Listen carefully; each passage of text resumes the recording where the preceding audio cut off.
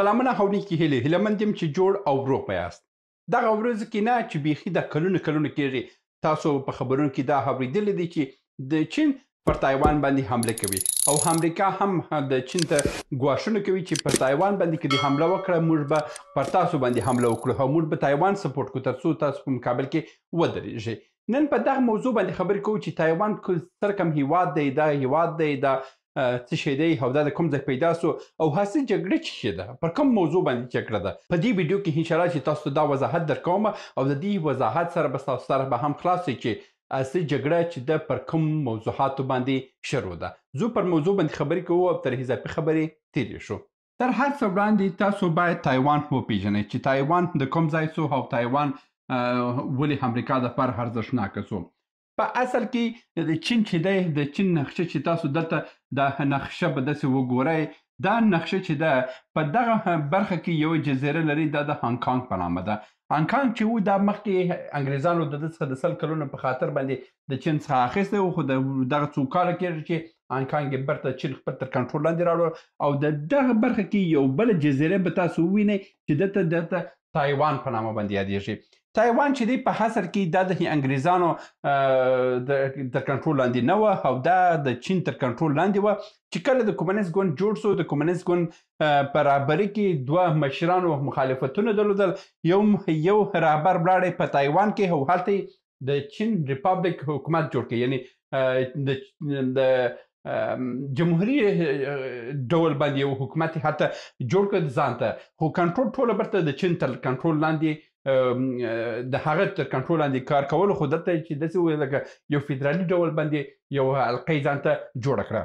دغه حلقه چې کله جوړه سوه دلته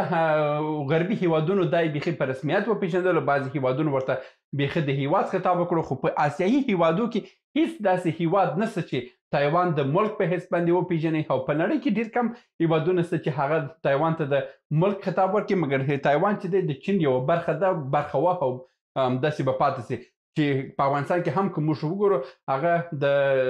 د افغانستان د تایوان د چین برخه بولي او که همدا ډول هند راسو، هند هم همدغه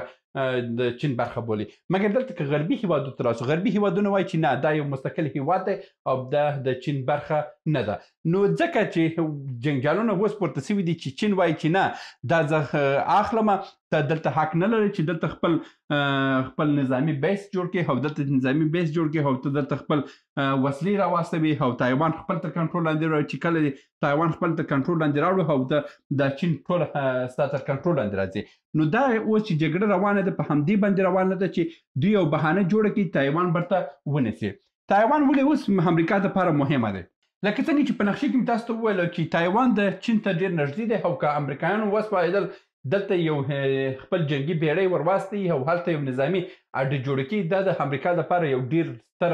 بریا به وي، خو دا امکانات ډېر محدود دي چې هلته امریکایان وسې کړی هغه منطقې ته ځان ورسوي، ځکه چې چینایان هلته ټوله سیمه یې کنټرول کړې ده او تګ راتګ هر څه د چینایانو تر کنټرول لاندې دی. خو په دغه تایوان کې یوه کمپنۍ ده TSMC په نامه باندې. دا کمپنۍ چې ده د نړۍ 80% چیپونه جوړوي. دا چیپونه چې دي همدا اوس هم چې کله هم تاسو خپل موبایلونه کې استعمالوئ،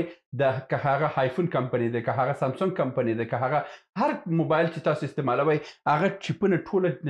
TSMC کمپنۍ جوړوي چې دا تایوان کمپنۍ ده او تایوان سیمی کنډکټر څه شي کمپنۍ تایوان سیمی کنډکټر مایکرو پروسیسور کمپنۍ دغه رقم یو شی دی. دغه کمپنۍ دا هر څه جوړوي چې تاسو په لپټاپو کې هم وینئ، تاسو په نظامي تجهیزاتو کې، تاسو په اوسني موټرانو کې وینئ. یعنې د نړۍ 80% چیپونه همدا اوس TSMC کمپنۍ جوړوي. دغه TSMC کمپنۍ چې د تایوان برخه ده او تایوان چې دی، تایوان په حاصل کې د کمپنۍ هغه وخت جوړه کړه چې د تایوان ډېر کسان غربي هیوادو ته تللي وه او دوی په انټل کمپنۍ کې کار کول، دوی په نورو مایکرو پروسیسور کمپنۍ کې کار کولو او د هغه کمپنۍ څخه چې څه یې زده کړه دلته حکومت هلته یو کمپنۍ جوړ کړه او هغه یې ټول راوغوښتل د هغه د راتګ سره دوی دا کمپنۍ جوړه کړه او دا کمپنۍ دومره غښتلې سوه دومره کار یې مخته یوړی چې اوس د نړۍ 80% چیپونه همدغه کمپنۍ جوړوي او پاته نور چیپونه چې دوی هغه به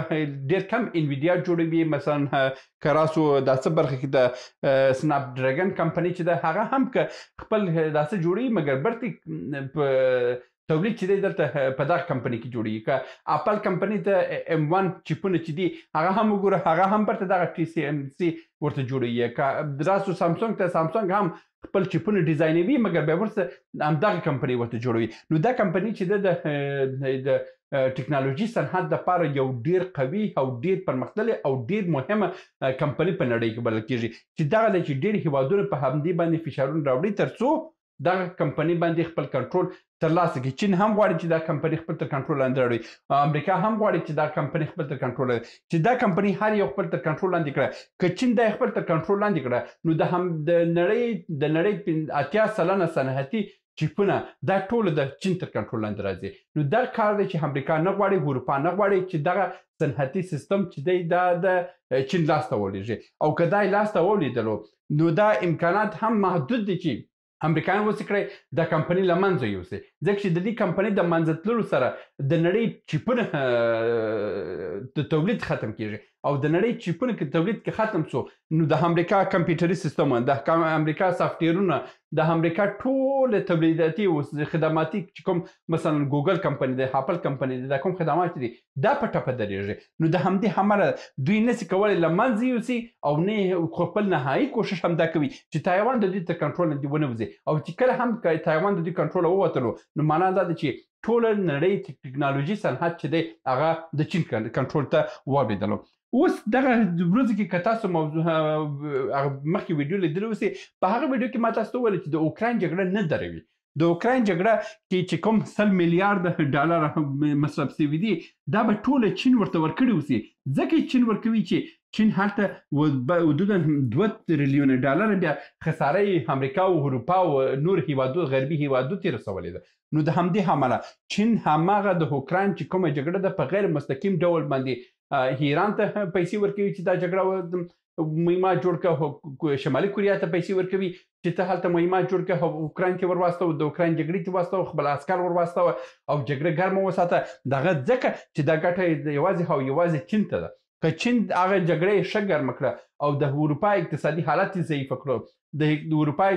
فابریکې ودرولې د اروپا صنعت یې ودرولو نو د همدې سره چین صنعت به مختصر په نړۍ کې د نړۍ ټوله صنعتي کنټرول به د چین په لاس کې ولري او د امریکا او د اروپا اقتصادي حالت به هم ضعیفه کړي چې کله اقتصادي حالت د دوی دواړو ضعیفه سو دا وره کې چین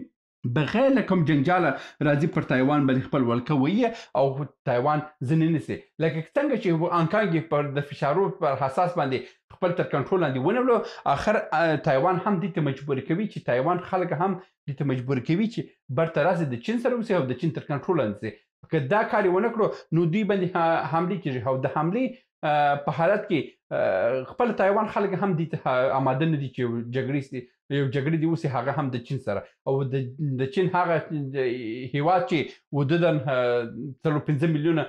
پوځ لري او فعاله پوځ لري او هغه که په هغه یو ځل باندې هم حمله کوي هلته په تایوان کې هر څه تر کنټرول لاندې راوړي او چې بیخي دا جګړه مخامخ هم سي د چین وایي چې یو څو زر نفره دې مړه سي او تاسو ورځئ تایوان ونیسئ نو د همدې همله د نړۍ تشویشونه چې پر دغه باندې دي اوله کې تر ټولو مهمه موضوع دا ده چې امریکایان خپل فکر لري چې په دې باندې کنټرول واخلي او دلته یو هډه جوړه کړي چې هغه غیر ممکن ده امکان نه لري چې دلته هډه جوړ شي او بله موضوع چې ډېر مهمه ده همدغه TSMC کمپنۍ چې ده TMC په نامه باندې ډېر یادېږي دغه TSMC کمپنۍ چې ده دا کمپنۍ ډېره مهمه ده او د نړۍ ټولو چیپونه او د امریکا قدرت هم چې اوس په نړۍ کې روان دی همدغه کمپنۍ کنټرولوي او ورته برابروي دا و د نن ورځې ویډیو هیله مند یم چې یو څه مو ترلاسه کړي اوسئ تر بیا هم په الله سپارم ټیک جاري سلامونه موږ ډېر موضوعات جوړ کړي دي که سیاسي موضوعات غواړئ ووینئ نو دلته کلیک کړئ او که غواړئ اقتصادي موضوعات وګورئ نو دلته کلیک کړئ او که غواړئ چې د تل لپاره راسره واوسئ نو دلته کلیک کړئ او چینل سبسکرایب کړئ مننه